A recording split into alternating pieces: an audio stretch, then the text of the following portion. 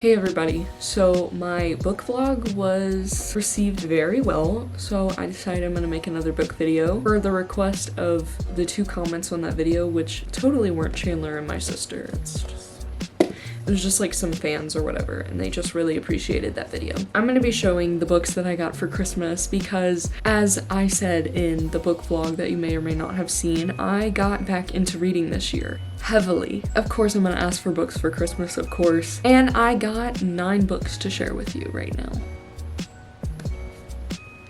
I just can't believe it. Like 9 books, guys. 9 books for Christmas. This was also a Christmas gift.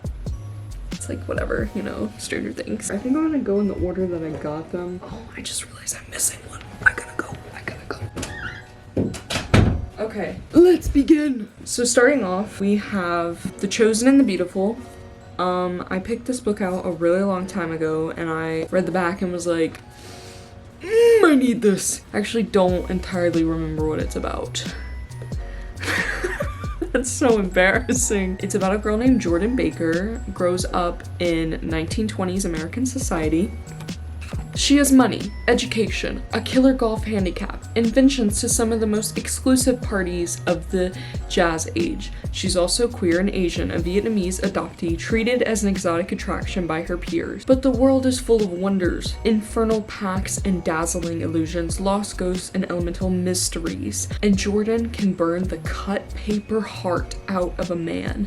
She just has to learn how. So it definitely seems just like a coming of age story set in 1920s America, and the main character is Asian and queer, and I just thought it sounded really interesting. As you can see, it was also a part of the sale. I gotta pick the ones on the sale. I actually kind of want to get the sticker off now that I'm seeing it. Oh, this sticker's not gonna work with me, is it? Oh, it's one of the nasty ones. This is about to, oh, okay, wait, this part wants to come off clean. Watch, guys, watch. Oh no!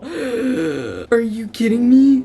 Are you kidding me? Jesus Christ. Okay, fine. Next book we got, Light from Uncommon Stars. This one also I picked out a long time ago and have been wanting for literally months. So I also don't exactly, oh yeah. Shizuka Satomi made a deal with the devil. To escape damnation, she must entice 7 other violent prodigies to trade their souls for success. She has already delivered 6.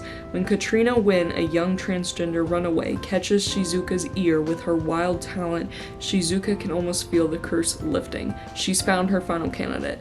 So it's about getting the final violent prodigy, trading their souls for success. And I don't know, I just deal with the devil, you've got me sold. Are you kidding me? It just seems really interesting. This cover is gorgeous. I love the koi fish in here with the stars and everything. Also, not going to lie, I think there's some glitter on this book because of the wrapping paper it was in. Probably a couple of these books, not gonna lie. But like, it's just gorgeous. I love the feel, the page feel of it. I'm gonna like really dissect it, these books. I'm gonna like really critique them. The page feel, the smell. Then we have probably my favorite book I've gotten. 75% of the reason is the cover.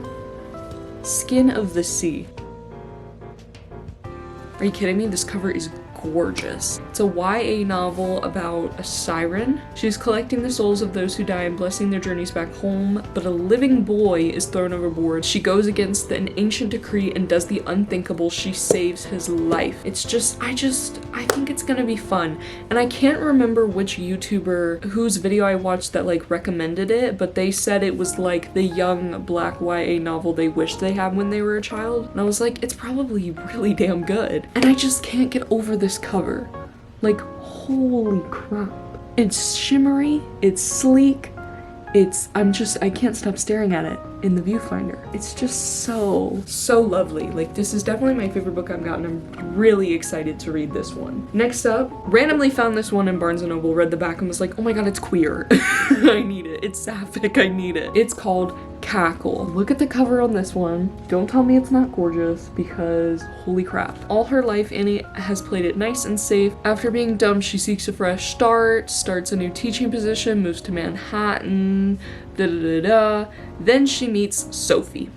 Beautiful, charming, magnetic Sophie, who takes a special interest in Annie and wants to be her friend. More importantly, she wants Annie to stop apologizing and start living for herself. That's how she lives. Annie can't help but gravitate toward the self-possessed Sophie and begins to spend more and more time with her, despite the fact that the rest of the townsfolk seem a little afraid of her. Sophie's appearance is uncanny and ageless. Her mansion in the middle of the woods feels a bit unearthly, and she does seem to wield a certain power.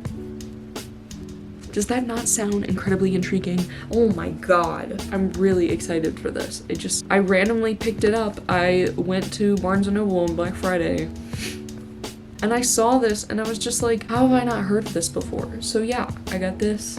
Really excited. Next book we got. It's another gay book, guys. Are we surprised? No. The Darkness Outside Us. Look at this cover. Freaking love that. Are you kidding me? It's about two boys alone in space. That's really all I need to say about it. Sworn enemies sent on the same rescue mission. Enemies to lovers. Come on now. Evidence indicates strangers have been on board. The ship's operating system is voiced by his mother, and his handsome, brooding shipmate has barricaded himself away.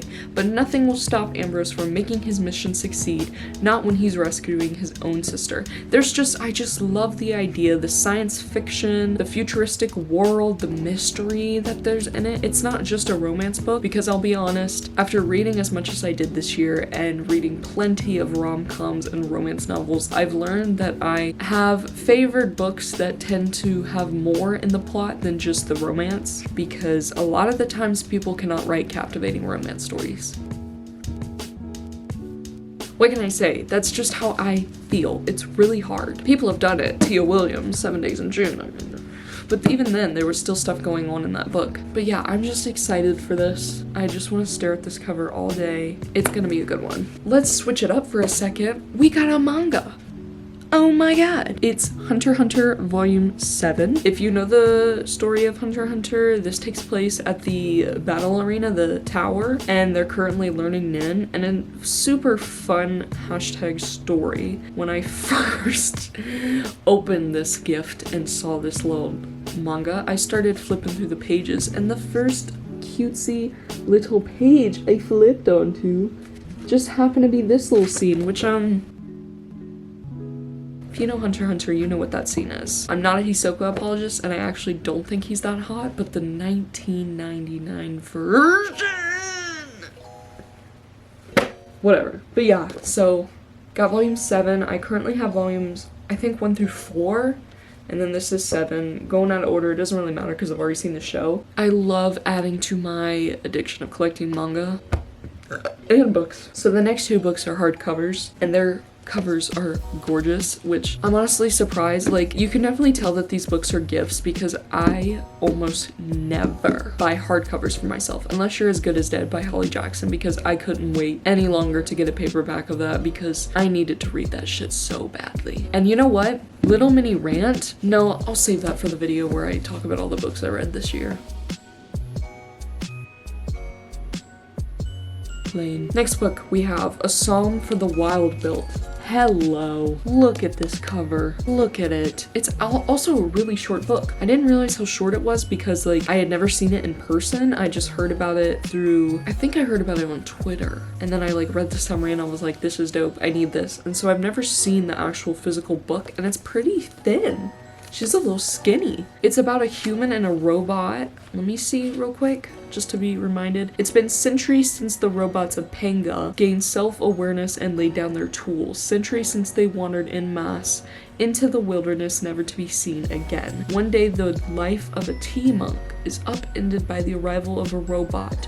They are to honor the old promise of checking in. The robot has one question: what do people need? But the answer to that question depends on who you ask and how. They're going to need to ask it a lot. It's giving a little bit of Clara and the Sun, maybe better. I don't know. I'm excited. I'm obsessed with this cover. I got some pretty ass books this Christmas. Like, come on. Look at the little robot.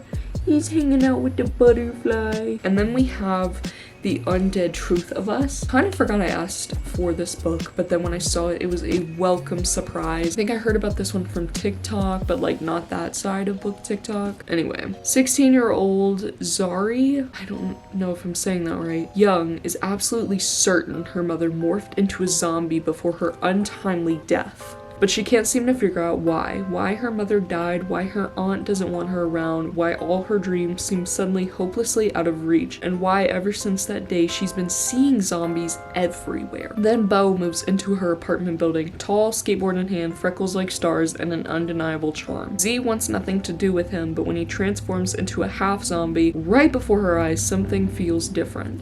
So yeah, zombies. I'm sorry, I'm looking at the cover again. It's just, there's so many pretty books. This is just gorgeous, and I'm really excited. I love the fact that there's freaking zombies. Anybody I know blurbed this? The very front, this blurb was the author of Cinderella is Dead. Read that way back in June, and that was a good book. Literally have some amazing books, guys. And then our final book is a little cheap shot. Well, I don't know if that's the right word for it, but it's Maggie Moves On. Just look.